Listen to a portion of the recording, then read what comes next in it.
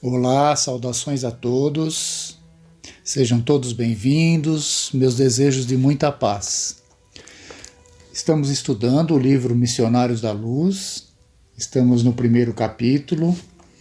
Na semana passada nós iniciamos a leitura.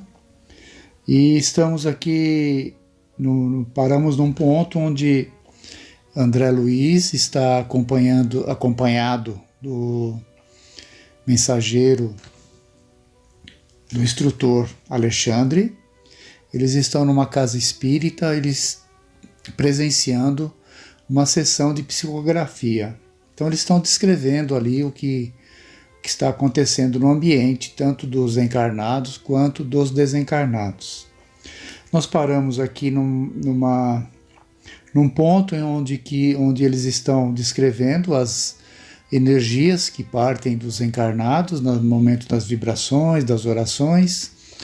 E eles descrevem a coloração dessas energias que partem de cada espírito encarnado e que se juntam às energias dos espíritos desencarnados que estão ali no ambiente.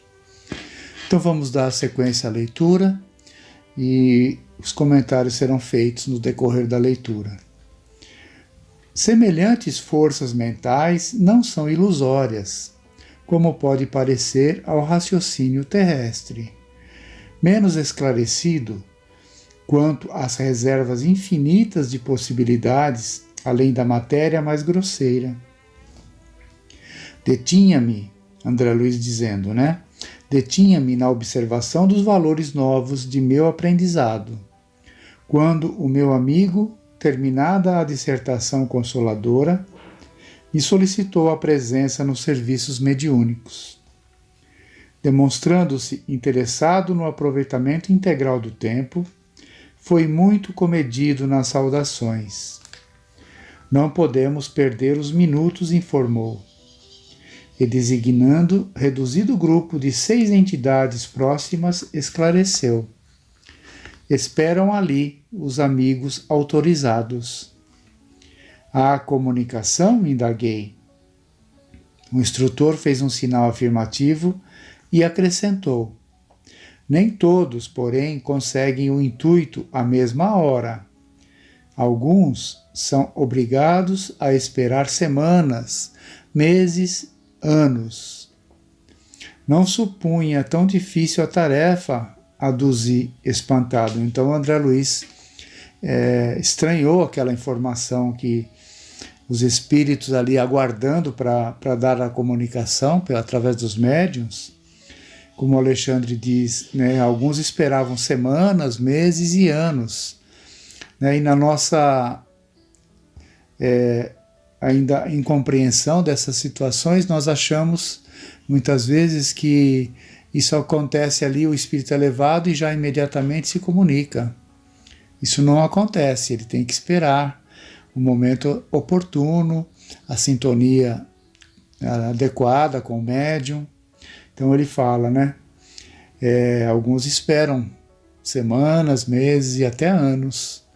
Muito importante essa informação, porque também tem a dificuldade de sintonia de espírito e médium. Até que isso se estabeleça corretamente, demora muito tempo. Aí o Alexandre continua.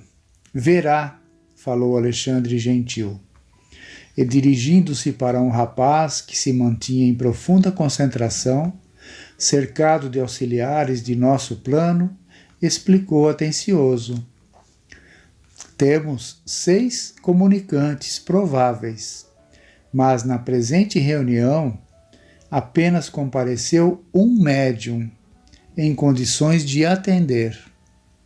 Então, dos 18 encarnados que ali estavam, 18, apenas um tinha condições de atender a psicografia. Desde já, portanto, somos obrigados a considerar que o grupo de aprendizes e obreiros terrestres somente receberá o que se relacione com o interesse coletivo. Não há possibilidade para qualquer serviço extraordinário Então o que eles vão fazer aqui? A comunicação que será dada será de interesse coletivo, né? Para aproveitar a comunicação, como só havia um médium apto à psicografia naquele momento, e haviam 6 entidades para se comunicar. Então, qual seria o critério para selecionar aqui aquele que se comunicaria? O interesse coletivo, a mensagem para a coletividade. Julguei que o médium fosse a máquina, acima de tudo, ponderei. A máquina também gasta, observou o instrutor, e estamos diante de maquinismo demasiadamente delicado. Fixando-me a expressão espantadiça, Alexandre continuou. Preliminarmente, devemos reconhecer que nos serviços mediúnicos preponderam os fatores morais. Neste momento, o médium, para ser fiel ao mandato superior, necessita clareza e serenidade, como o espelho cristalino de um lago. De outro modo, as ondas de inquietude perturbariam a projeção de nossa espiritualidade sobre a materialidade terrena. Como as águas revoltas não refletem as imagens sublimes do céu e da natureza ambiente. Indicando o médium, prosseguiu o orientador com voz firme. Esse irmão não é um simples aparelho. É um espírito que deve ser tão livre quanto o nosso e que, a fim de se prestar ao intercâmbio desejado, precisa renunciar a si mesmo, com abnegação e humildade, primeiros fatores na obtenção de acesso à permuta com as regiões mais elevadas. Necessita calar para que os outros falem, dar de si próprio para que os outros recebam. Em suma, deve servir de ponte onde se encontrem interesses diferentes. Sem essa compreensão consciente do espírito de serviço, não poderia atender aos propósitos edificantes. Olha só a responsabilidade do médium, né, que ele diz aqui, que não é simplesmente um aparelho ali de comunicação. Ele tem que estar ali para que haja esse intercâmbio com a espiritualidade, ele precisa renunciar a si mesmo, abnegação, humildade, para que possa ter essa sintonia com a espiritualidade. Necessita calar para que os outros falem, quer dizer, as suas vontades, os seus pensamentos, tem que dar lugar aos pensamentos, às vontades ali do espírito que vai se comunicar. Então ele diz, sem essa compreensão consciente do espírito de serviço, não poderia atender aos propósitos edificantes. Então, como ali haviam 18 médiuns, né? 18 participantes da sessão e apenas um estava apto naquele momento, com certeza os outros que estavam ali não estavam preparados ainda adequadamente para essa comunicação. Aí ele diz assim, naturalmente ele é responsável pela manutenção dos recursos interiores, tais como a tolerância, a humildade, a disposição fraterna, a paciência e o amor cristão. Todavia, precisamos cooperar no sentido de manter-lhe os estímulos de natureza exterior, porque se o companheiro não tem pão nem paz relativa, se lhe falta assistência nas aquisições mais simples, não poderemos exigir-lhe a colaboração, redundante em sacrifício. Nossas responsabilidades, portanto, estão conjugadas nos mínimos detalhes da tarefa a cumprir.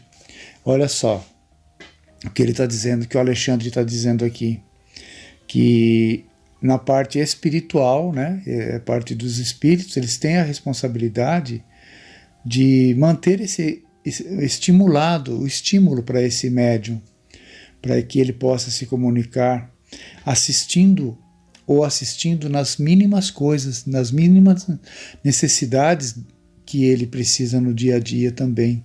Então a espiritualidade provê essas exigências, né, nossas materiais, que nós precisamos na nossa vida, para que o médium não tenha isso como preocupação, não tenha isso como falta na sua vida, para que ele possa se comunicar, para que ele possa ser um instrumento equilibrado depois, ali numa sessão, no momento do intercâmbio com o espírito. Então até isso eles têm que se preocupar. Então a gente vê nesse momento a abrangência, né, do trabalho espiritual, que não é só simplesmente ali no momento da sessão, que chega ali naquelas poucas horas que o médium fica dentro da casa espírita. Isso acontece no dia a dia, na sua vida particular, esse equilíbrio, para que esse equilíbrio se dê e que ele possa chegar, no momento em que ele chega a uma sessão espírita, para ele esteja, no mínimo, minimamente equilibrado para ter esse intercâmbio. Olha, refletindo, né, na responsabilidade dos dois lados, tanto do nosso lado como espíritos encarnados, como também dos desencarnados que estão nos ajudando, nos auxiliando nesses momentos. Aí ele continua assim, olha, raiando-me a ideia de que o médium deveria esperar, satisfeito, a compensação divina, Alexandre ponderou. Então, olha, raiando-me a ideia de que o médium... Aí o André Luiz, né, dizendo que, raiando-me a ideia de que o médium deveria esperar satisfeito a compensação divina. Alexandre ponderou. Consideremos, contudo, meu amigo, que ainda nos encontramos em trabalho incompleto. A questão de salário virá depois, olha só. Então não é esperar ali a compensação antes do trabalho, nada disso.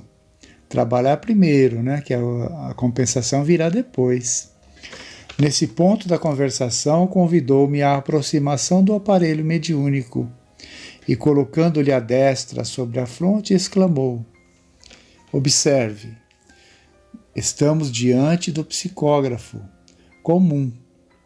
Antes do trabalho a que se submete, neste momento, nossos auxiliares já lhe prepararam as possibilidades para que não lhe perturbe a saúde física. Olha só, então a parte espiritual já foi, já proveu, né, as necessidades desse médium, para que ele não tivesse problema nenhum de saúde, para que aquela comunicação não lhe perturbasse a saúde física. A transmissão da mensagem não será simplesmente tomar a mão, entre aspas, né? A transmissão da mensagem não será simplesmente tomar a mão. Há processos intrincados, complexos.